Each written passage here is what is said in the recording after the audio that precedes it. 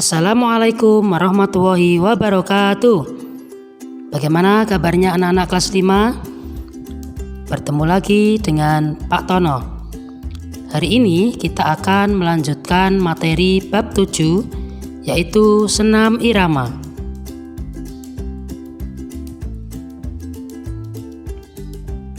Tujuan pembelajaran. Setelah mempelajari materi ini, siswa diharapkan mampu 1. Memahami penggunaan kombinasi gerak dasar langkah dan ayunan lengan mengikuti irama atau ketukan tanpa atau dengan musik dalam aktivitas gerak berirama.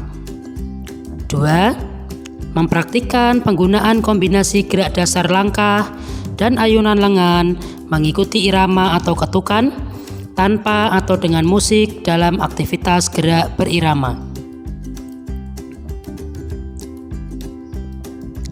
Senam irama disebut juga senam ritmik. Jadi, kalau ada pertanyaan, apa itu senam ritmik? Itu sama dengan senam irama ya. Sama-sama menggunakan iringan musik. Manfaat senam irama yaitu membuat tubuh lebih sehat, meningkatkan kinerja jantung. Ya, di masa pandemi ini, kalau kita hanya di rumah saja tanpa aktivitas, ya, kinerja jantung bisa saja menurun. Nah, untuk itu kita perlu meningkatkan, salah satunya dengan senam irama. Selain dengan senam irama, kita juga bisa meningkatkan kinerja jantung ya dengan membantu orang tua. Contoh menyapu, ngepel ya, cuci motor, cuci mobil, yaitu bisa meningkatkan kinerja jantung. Serta membantu menurunkan berat badan.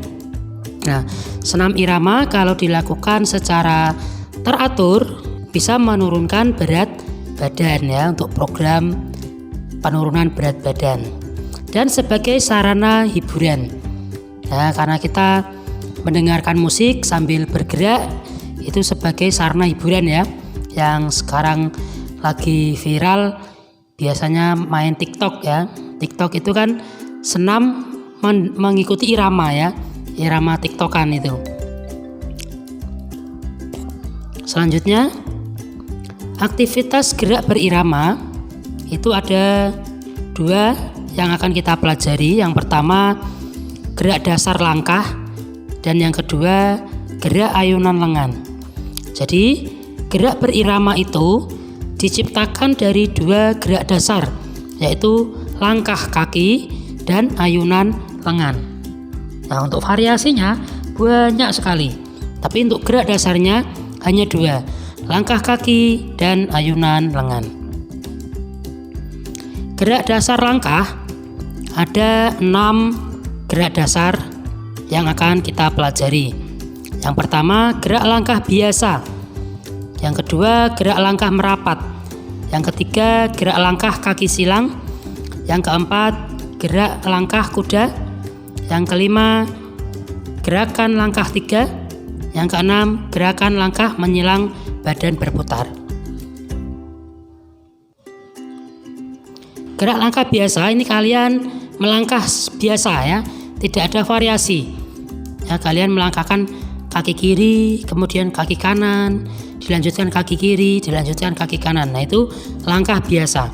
Untuk cara melakukannya, kalian bisa membaca di buku paket. Ya, di situ sudah tertulis cara melakukannya.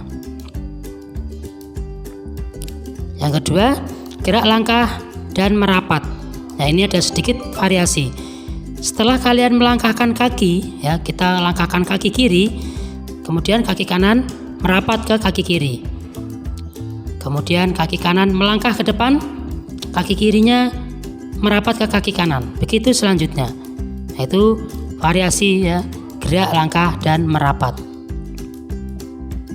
Yang ketiga, gerak langkah kaki silang.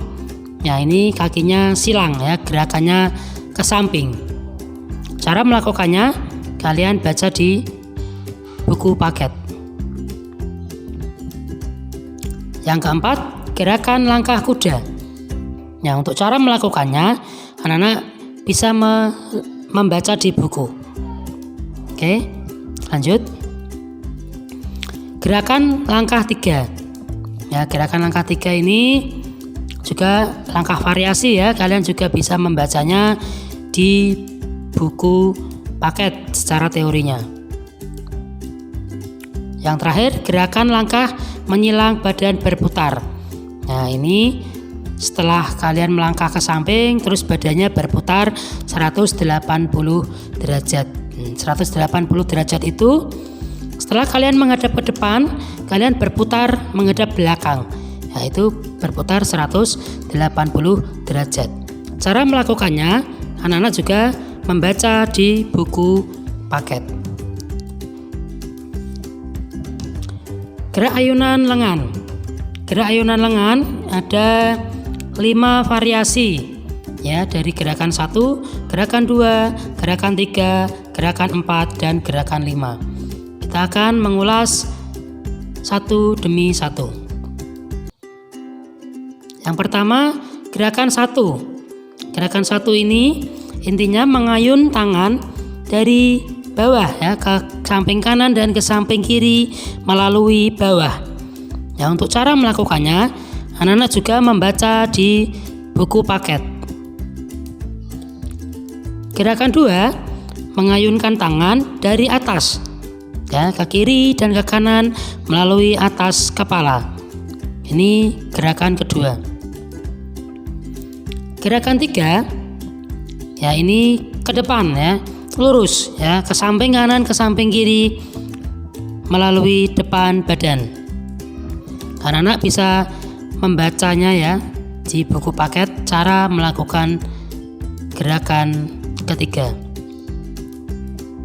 Selanjutnya gerakan keempat. Gerakan keempat ini perpaduan antara tangan dan kaki ya. Tangannya ke atas dan kakinya ditarik ke belakang. Gerakan kelima, nah ini membentuk huruf V ya. Kedua tangan lurus ke atas, kemudian ditarik ke samping badan, kakinya ditarik ke belakang bergantian. Nah, ini gerakan kelima. Baik anak-anak, untuk pertemuan pada pagi hari ini kita cukupkan. Kalau ada yang mau ditanyakan, bisa WA ke Pak Tono. Setelah ini, tugas anak-anak adalah membaca buku pelajaran 7, aktivitas gerak berirama, halaman 128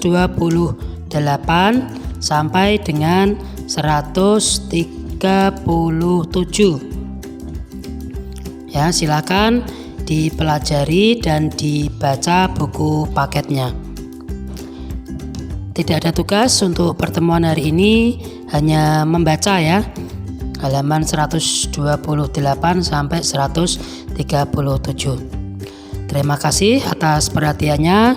Wassalamualaikum warahmatullahi wabarakatuh.